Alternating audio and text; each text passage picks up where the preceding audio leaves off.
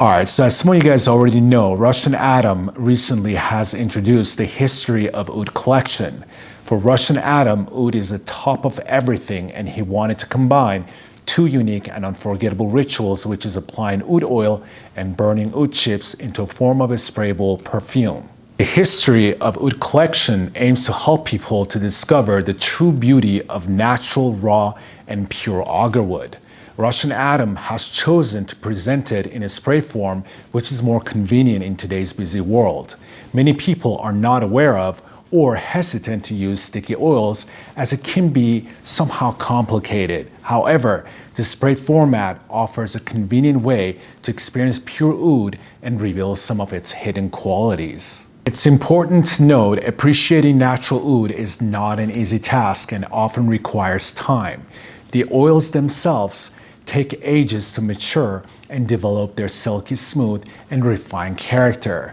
Although the initial spray may have a slightly raw scent, it quickly settles on the skin, revealing a multitude of nuanced notes. The sprayable form allows for a greater exploration of the fragrance, uncovering many hidden facets as I mentioned earlier.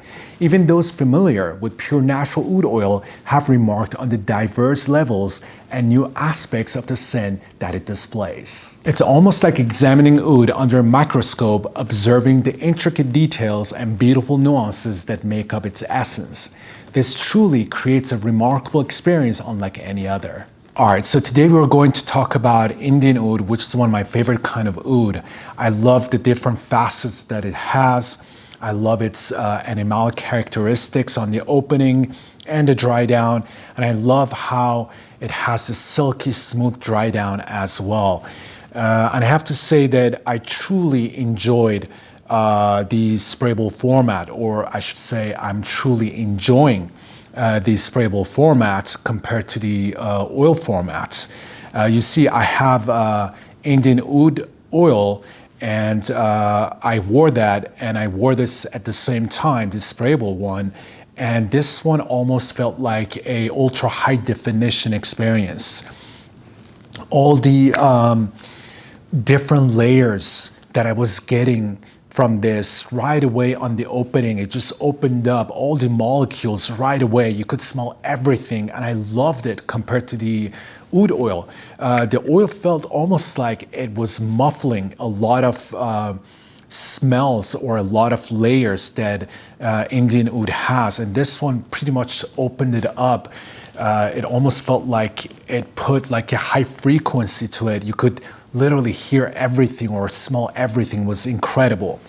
And it was a very educational journey for me, and I wrote down all kinds of notes, the way it opens up, the way it gets to the heart of the scent, and the way it dries down. And believe it or not, even though it's just oud fragrance, it's one note, it's 90% pure oud, but it has a life cycle to it.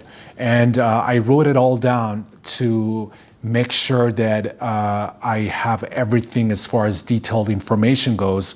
And also I made sure that I go back to Russian Atom and talk to him, which I did. And we went over my whole experience with this fragrance from the initial life cycle to the end of it. And I made sure that all the information that I was or planning to provide to you guys today are the correct information and data. As always, as you all know, I like to provide the most intricate, detailed information and data when it comes to fragrances. And doing so, besides my own experience, I go back to the perfumer and I talk to him and make sure that I got everything, so I provide you guys everything correctly. This one for me was an incredible journey. I never experienced Indian Oud in such a way. And I have to say, this is such a addictive type of a scent. And it's definitely not for new fragrance connoisseurs or people that are new to oud. This would be probably too much. This is for people that they had some experience with oud fragrances, especially with Indian Oud, because this one is a little bit on the heavy side. But today we're pretty much going to go over the life cycle of this one, and I'm going to give you guys what I experienced with this fragrance and what me and Russian Adam kind of went over. All right, so first of all, I have the unboxing of this beautiful bottle on my Instagram. I would definitely suggest you guys to go and check it out because the bottle is just so gorgeous to die for. And as I mentioned, I took so many notes, so I'm definitely not going to spray this today because there's not a lot of it, and once he sells them out, you won't be able to buy it again. So I want to be able to have this for a very long time. But God, smelling this from the bottle, just so beautiful. It's so addictive, so high quality. Is just right up my alley. I love this. All right, so Indian Oud can be described as raw and wild with animalic and barnyard-like undertones that may be slightly off-putting for those who are not accustomed to it or have not developed a tolerance for oud yet, as I mentioned earlier. However, even for regular users, it settles after about half an hour, revealing a smooth and silky character. Indian Oud is more suitable for advanced users who seek to explore new dimensions of the olfactory experience.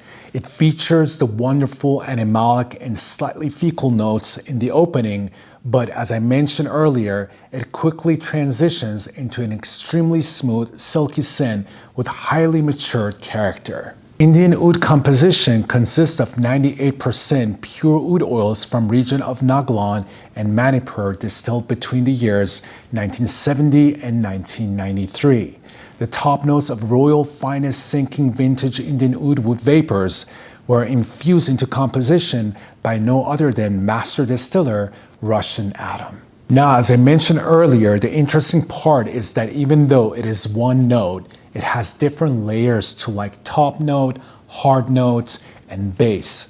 So I would say it opens up with a blast of exotic burning oud chips with barnyard and fecal undertones, and over time develops into sour fruity and rich oud wood with layers of smoky dried wood.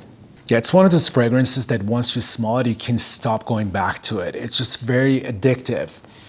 And it does have a woody, earthy, and resinous body to it. It has a strong presence with pronounced notes of warm wood, reminiscent of aged and exotic hardwoods. There's an underlying sweetness that can remind one of mix of honey and dried fruits, adding depth and complexity to this vintage oud. Also, one thing that I realized when I was taking my notes and smelling this on my skin, that it also had a chocolate facet or pigments to it, and kind of reminded me of Beauty and the Beast. And it reminded me on the conversation that I had with Russian Adam, that how he added the chocolate in Beauty and the Beast to create this bridge between oud and rose, because initially the contrasts of oud and rose were not working out that well, and he had to add chocolate to create that smooth transition between these two contrasting notes. And now I can see why, because this Indian Oud naturally has some faint chocolatey nuances to it, which he tried to pronounce that more or accentuate that more by adding more chocolate to Beauty and the Beast to create that smooth transition of contrasting notes between very strong oud and very delicate rose. So again, as you can see, it can be a very educational type of a thing when you're smelling these type of fragrances. Also, what I realized on the dry down, that it has a captivating fragrance reminiscent of aged leather, which I loved, or antique furniture, which again gives it a very unique characteristics. And I think that Even individuals who are not familiar with oud can still find this scent appealing because of those unique characters. Indian oud also exhibits a captivating smokiness which can range from subtle wisps of smoke to a more pronounced incense-like quality. This smoky aspect adds an intriguing dimension to the scent, creating a sense of mystery and allure. Furthermore, Indian oud, as I mentioned earlier, possesses animalic nuances often described as by some like musky. And what they mean with that is not your synthetic white musk. They're talking about that real deer musk that has that very fecal animalic nuance to it. Or some might say it has that primal, raw, leathery nuances to it, and they're talking about unprocessed leather. So we're not talking about getting inside a luxury car and smelling that brand new leather note. We're talking about an unprocessed primal leather note, which is very unique and very addictive, at least to my nose. And as some, like me, even might say that it has slightly fecal kind of a facet to it, which it does on the opening and the dry down, which makes it a true pure Indian oud, and that's the whole experience of this scent, which I truly love. Now, these notes contribute to the unique and captivating character of the fragrance, providing an element of raw and primal sensuality. Again, it's important to note that the aroma of Indian oud can be quite potent and intense. Its strength and longevity make it a sought-after ingredient in perfumery, particularly for those who appreciate bold and exotic scents. Indian agarwood, despite containing agarwood oil and the subtle smokiness associated with agarwood, maintains a scent that is solely agarwood. It serves as a reminder that agarwood is not just another ingredient used in perfumery, but stands at the pinnacle of olfactory exploration. In my personal opinion, agarwood is the most complex and diverse ingredient available, offering endless possibilities in creating various scents. Its extraction methods and distillation techniques can be manipulated to accentuate or diminish specific nuances. Moreover, the agarwood itself, with its diverse origins, species, and types from different regions, possesses an incredible range of aroma molecules. These molecules can emulate a multitude of scents such as spices, oceanic notes, verdant jungles, damp forests, tobacco leaves, chocolate, vanilla, flowers, and much more. The versatility and complexity of agarwood make it an absolutely exceptional and inspiring ingredient, standing proudly at the summit of olfactory exploration. Alright, you guys, so that's all I have for Indian Oud by Areej Le Dore. Again, I'm very surprised that it is still available on his website. So I'm actually thinking of getting a backup bottle, because this thing right here truly is a masterpiece. It's just the purest form of Indian Oud that you can put your nose on. And that's it, you guys. That's all I have. And hopefully I'll see you guys soon with another video. Bye.